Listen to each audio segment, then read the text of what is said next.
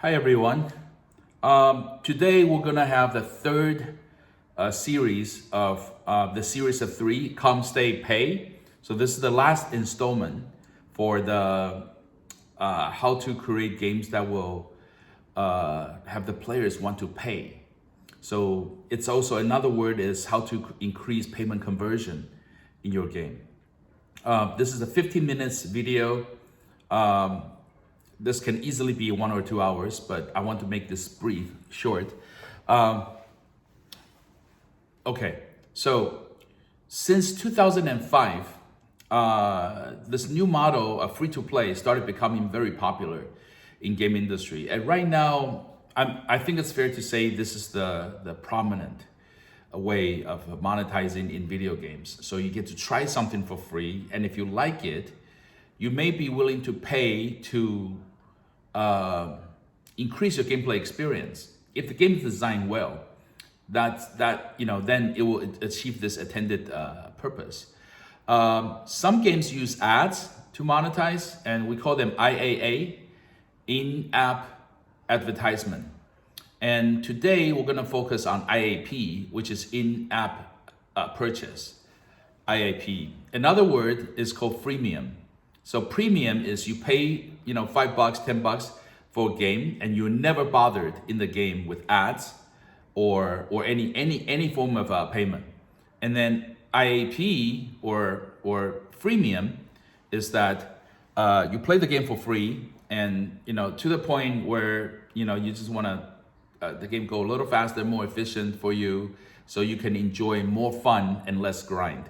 And in some games, they will remove the in-game ads just so that your experience is uninterrupted. So there are a lot of techniques and ways to do this.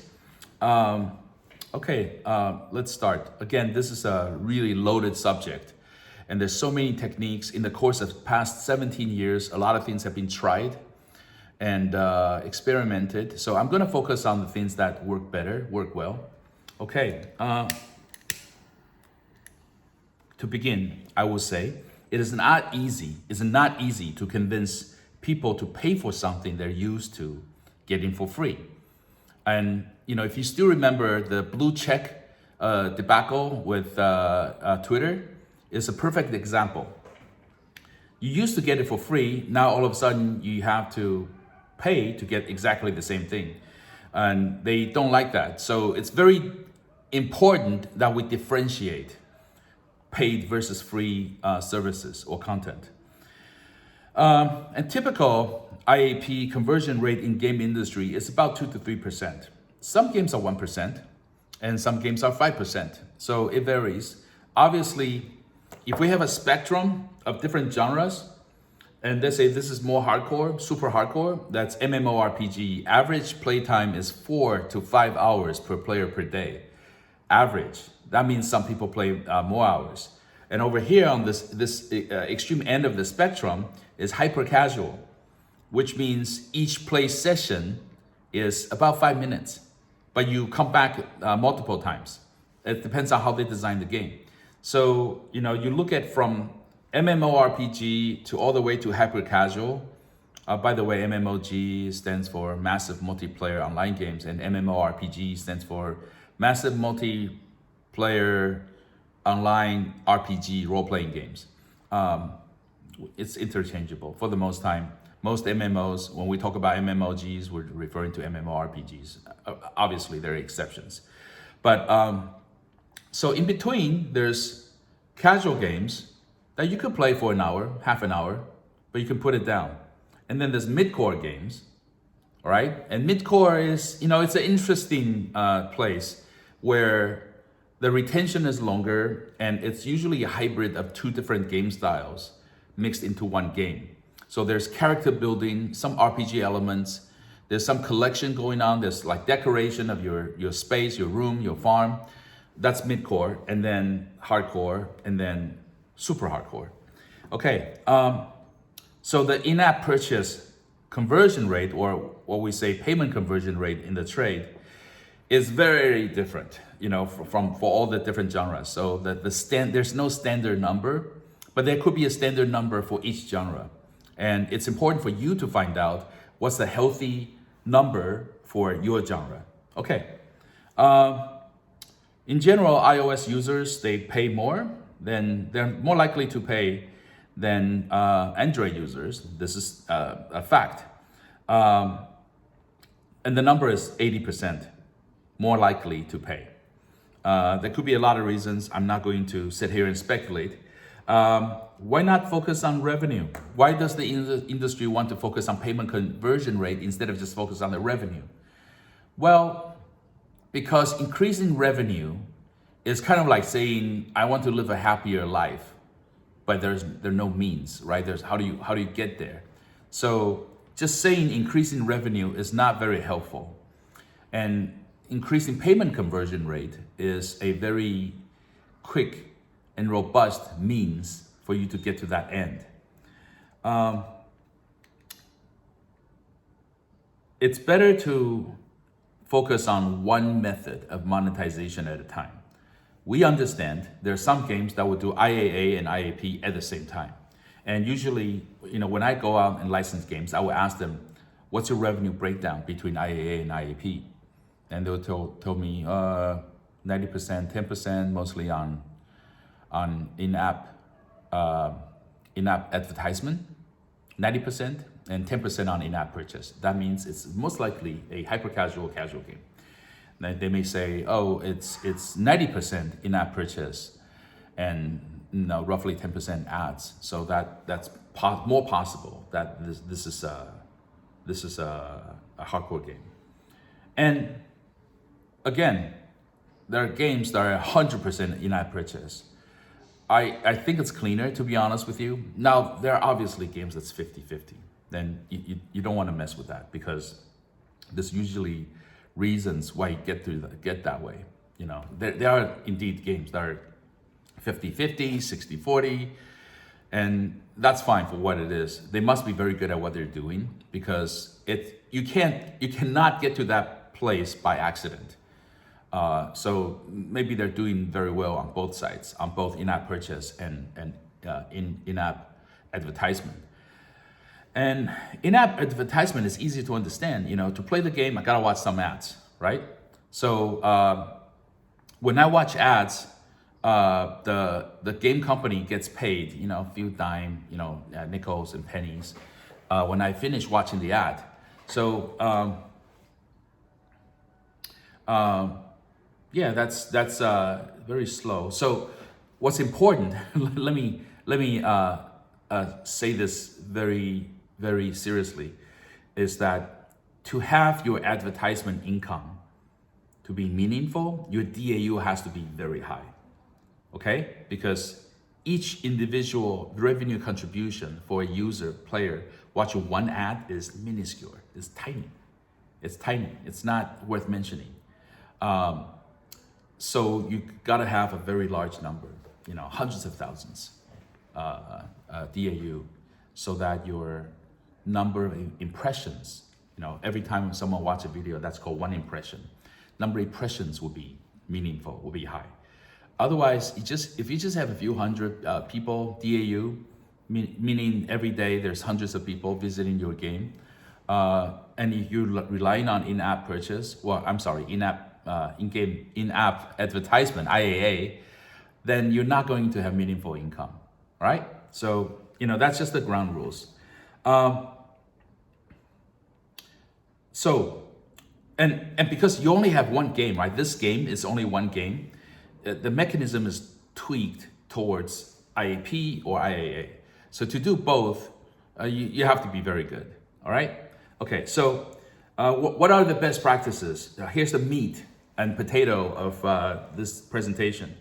The first time is called time has value, because the players, from level 1 to level 2, maybe it takes them 30 seconds. From level 2 to level 3, maybe it takes them a minute. From level 3 to level 4, maybe it takes them 3 minutes.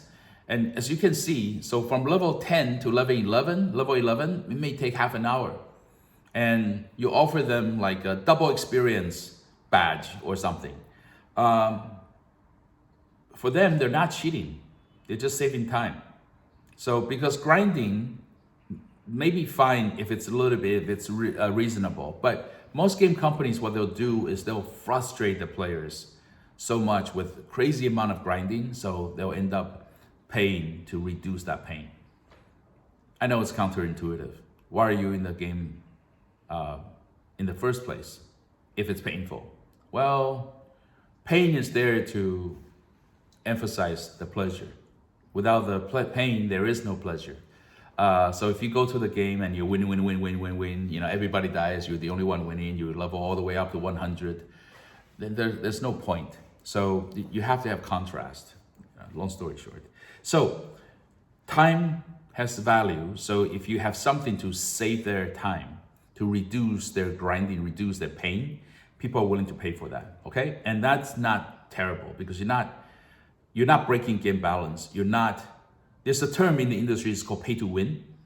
That sounds really bad, right? If we're fighting and I just pay, so I have a better weapon and I kill you. And the one that lost to me, he's gonna be like, well, you're not more skilled than me, you just paid more. And that's cheating, all right? So there's that sentiment in the industry. The second point, the best practice is to remove interruptive ads. So I think I mentioned this just a second ago. There are games that have so many ads, you know, between levels, you know, or forced ads that just comes out, and it interrupts your gameplay experience. So you could pay, you know, a few bucks to remove all of the ads, so you don't get to watch ads anymore. All right, number 3, episodic downloads, unlocking content.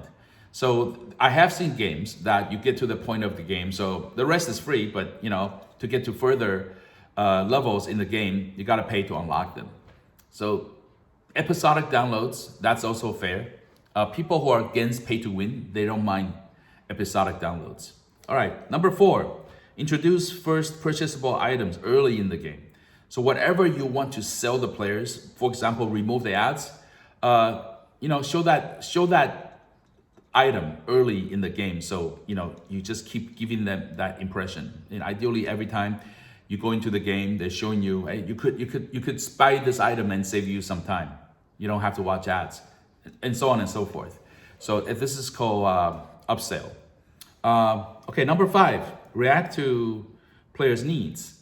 This is a more advanced feature. So if you can somehow through data analysis analyze what's making players quit, what's players' pain point, you can sell them that stuff to unlock that. So hints in puzzle games, you know, and so on. So basically you're sensing, detecting players' needs, and you sell them the solution to solve that need, to meet that need.